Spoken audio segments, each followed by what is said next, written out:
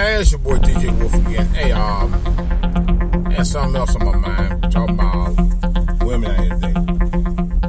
Talking about the loyalty and all that. And like I said, they like to have the cake and eat it too. And what I was saying earlier is that it's the mentality that's being taught to them from generation to generation. That mess go all the way back to slavery, from slavery. It does. That's a known fact. I'm gonna school you a little bit. See, back in the day of slavery, whenever the master wanted to set up a buck, if he thought the buck was out of line, or wanted to keep him in line, wanted to keep tabs on what he was up to. Yeah, that's right. He get one of his women. His women. Not the black man's woman. But maybe that too. Maybe her too. But he get one of his women, one of the slave women, or maybe that buck's woman, wife, whatever. You know, get her to kind of, get the buck to be sweet on helping the master out with certain things or whatever, or certain ways that she could try to get him to set him up, or stuff that she might get him to do for her to better for her standing with the master. Oh, it's happened.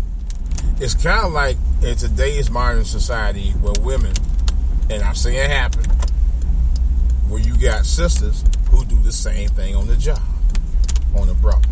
They do it all the time. I mean, what the heck? Got some food right there. I'm with them. They do it all the time. Trust me, I know that for a fact. And I'm gonna say again, not all. Don't need to say that anyway, but women do that. Okay, and you got the girlfriends in the ear talking about, he ain't gonna know.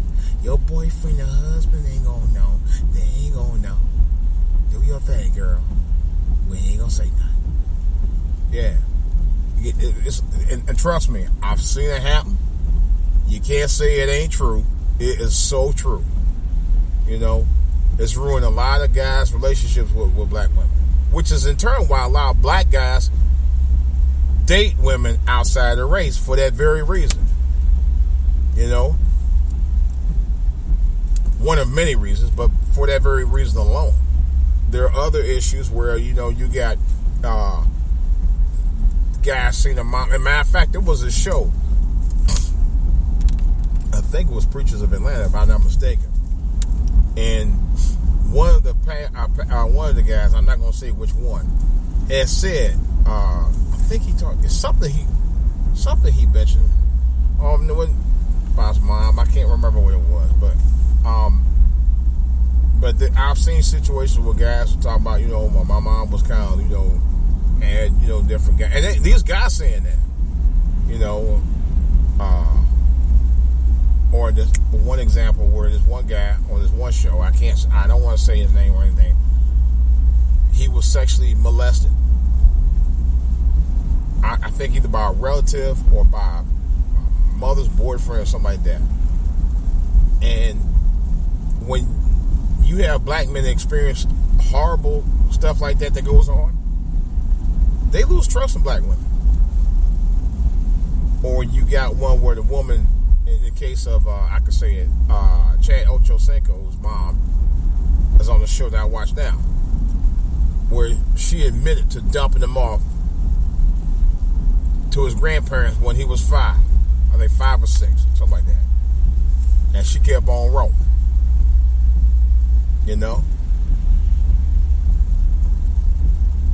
But it's incidents like that makes black men not want to be bothered with black women. Because black women are literally shit on them. I went through some of the same stuff myself living at home. But I don't want to go into detail about that. I'm going to leave that alone.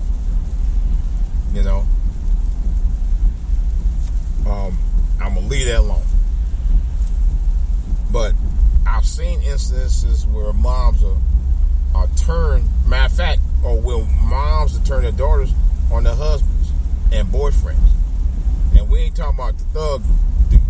We talking about them on guys, good guys. I mean, guys who come home, make the bacon or whatever, and the mom will think, "Oh, this guy's vulnerable. You know, he come home, he clean the kitchen for the wife, he cook for her, he run a bath water. Ooh, and she'll probably say, I bet he born too, ain't he? And of course the daughter will probably say, yeah, but he a nice guy. And she'll say, well, you know, he alright, but you know, you really want part of him. The mom wants to be influenced with somebody of her liking instead of somebody of her daughter's liking. That happens a lot too. Oh, trust me. Don't say y'all don't do that, because I know for a fact y'all do. Okay? Just stuff like that. You know? I mean, don't rely on just me. Hey, there's movies about it, there are TV shows about it, there are books about it, there's reality series all about it. It happens all the time. Particularly in our communities. That's why you have so many single mothers out here. And single fathers, some single fathers, but you have a lot of single mothers out here because a lot of guys don't want to deal with your drama because you carry a lot of baggage with you. Many of you carry baggage with you. You know, I didn't get married myself. You know, I got married to our sister. Yeah, I did. I didn't get married myself till I was 27, almost 28 years old. Matter of fact, I was 27 when I got married. And to be honest, had I not found the woman of my dreams after 25 years, I would have never. I don't think I'd ever got married, because my intention was not to get married for a very long time. And I've even had women who used to tell me on my old job, they're like, hey, "You married young." I had women tell me that, but these were women who were after me. Women who was back in the 90s were into me, and they were into me a lot too in some cases. I had to back out. Hey, I can't do nothing with you. I'm married, you know. And the thing, I'm about to miss my turn. The thing of it is the fact that I was married. I don't love no right in front.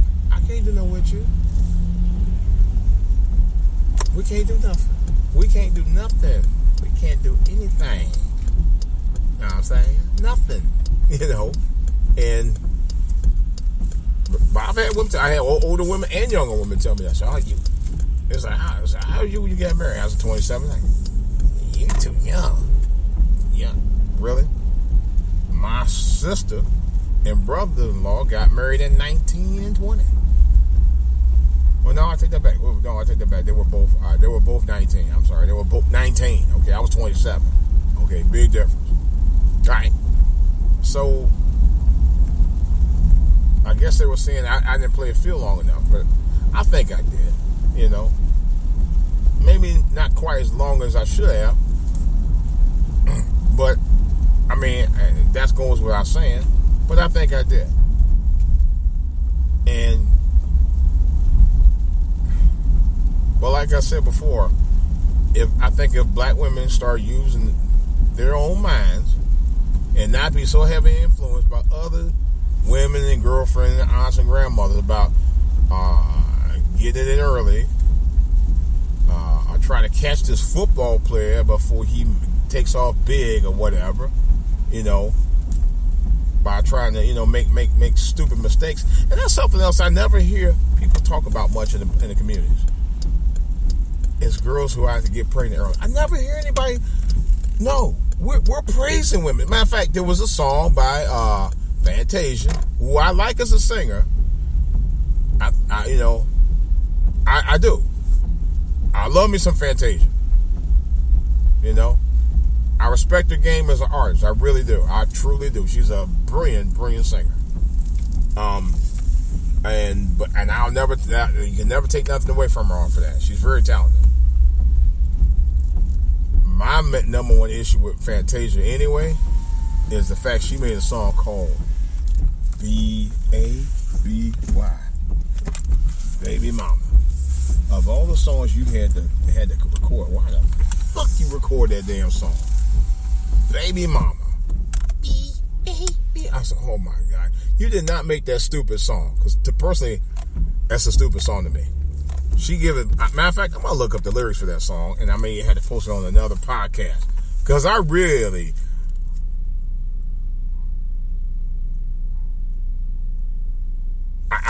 don't. I consider this is Mother's Day weekend. I may have to post that song because that's crazy. It was called Baby Mama by Fantasia Barrino. I still can't believe that she recorded some old bullshit song like that. Yeah, I said it. She's a great singer. I think she's fine as hell. But I think mine wasn't rap too tight when she sang that song because she talking about this is all for all the baby mamas struggling, all that else. It's like, really? On some respect, I understand what she was getting at. But on others, maybe it should be an accounting song. I'll leave that alone. I just didn't, I'm not going to prop up mothers with multiple children like that who have never been married and keep on having about 6 different daddies. I just cannot. I can't. I'm not going to disrespect you personally. I'm not going to, call you no names. I would never do that. But it don't set well with me. Those kids need fathers. And if you can't have a relationship where you can have a stable relationship with a guy who's going to be there the first time, leave him alone. I'll say that. Leave him alone. Especially if you know he ain't trying to do anything. You don't see no movement in him trying to be about something, cut him off. And like somebody said in a video I saw one time, a movie I saw one time, if the person you with ain't about nothing and you keep on, that's all you keep getting, then maybe it's because you ain't about nothing. That's the bottom line. This DJ Wolf. I got more to say about this on my podcast. Hopefully coming up sometime between now and this weekend. All right, guys, that's all I got. DJ Wolf.